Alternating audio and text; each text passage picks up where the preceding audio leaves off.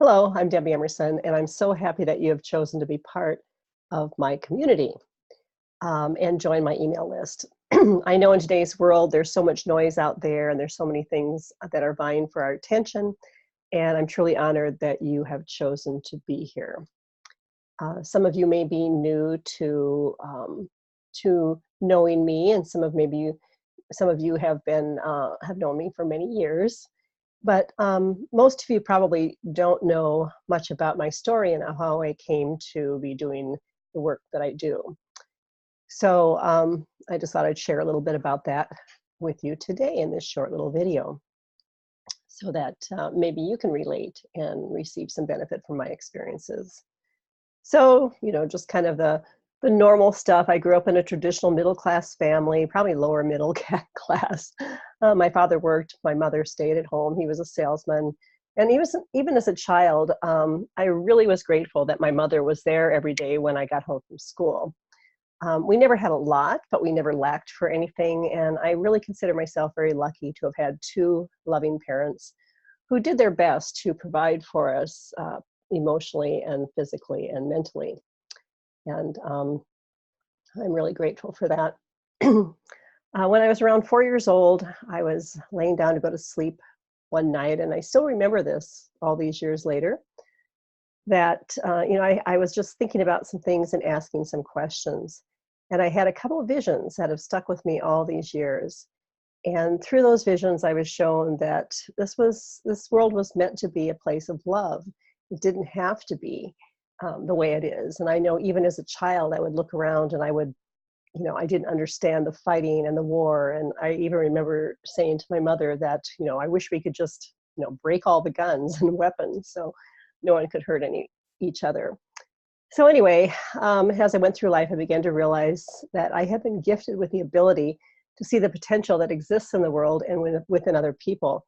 And oftentimes that got me in a little bit of trouble because I would see that potential and my hope would be, or because I could see the potential, I thought those people would live up to those things. But I realized that people are what they are. And, even if they have a particular potential to be or do something, they don't necessarily step into that. So I tend to be a responsible person and follow the rules and try not to make waves, but I've described myself as always being very quietly rebellious. And I don't know if I realized this when I was younger, but I certainly realize it now.